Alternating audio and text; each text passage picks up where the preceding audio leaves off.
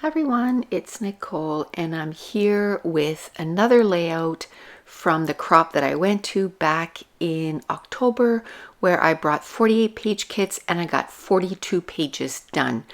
Now this page here, which is so funny because you're going to see it's fairly simple because I use quite a bit of photo, and this is the layout that probably took me the longest, and I don't know why. This was 40 minutes. And I don't know why, because literally I had that brown cardstock that had a hole in the middle, and I thought I was going to, wanted to use it.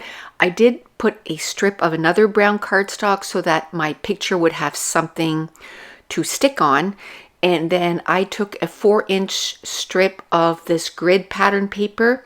I stuck it at the top, and within 4 minutes, because it's 4 times the speed, so we're 1 minute in, I had this much done. So I don't know what I did for the 36 other minutes.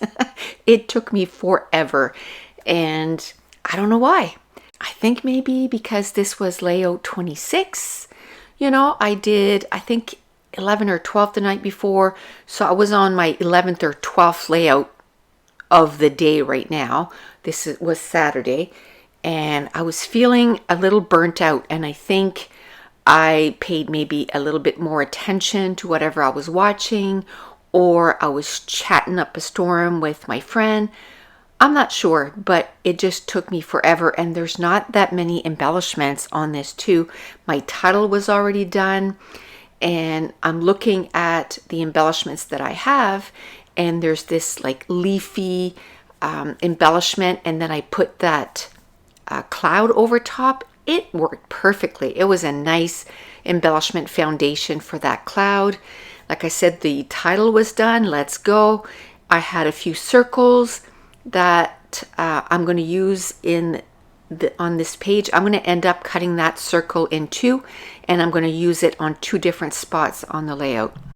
And that was probably a time where I was almost ready to, I was getting hungry, or just my back was killing me, or whatever the case may be. Sometimes it's good to kind of maybe walk away and then come back, which I think at that point I might have gone for lunch and then came back, and then you feel kind of refreshed, which is good. I had a leftover of a circle that I had used on another page, and I'm going to put that circle with that bigger circle.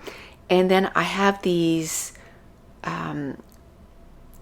little, they're not foamy, they're almost like puffy hearts, and I'm going to end up using that. I did have a few word strips, and I'm going to put them on each of the embellishment clusters.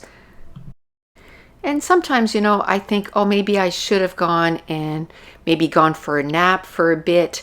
But I find with my personality, if I walk away for a long time, then I don't feel like doing it. So I'd rather struggle through it. It still took me under an hour to get this layout done, so not too bad. I'd rather struggle through it, and then the next page I'm sure went fairly quickly. It's funny because at this point it looks like I'm just about done the layout because I'm putting some enamel dots on. So I don't know if I maybe just kept filming and I was actually done the page. I'm not sure, but we're going to find out together as we go further into this layout. You can tell right here I'm doing a bit of chatting here. So once I get my base done and I have most of the embellishments, kind of figured out, that's when I go through the rest of the embellishments that I put into the page kit, and I kind of, try them out and see if I'm going to like them. I forgot to mention, I did grab one of my favorite washi tape. It's yellow and it just has the word smile all throughout, and I think I had 2 rolls of this, and I've already finished roll number 1. I'm on roll number 2, and I just love this washi tape, and I'm sure I'm going to finish this one off too.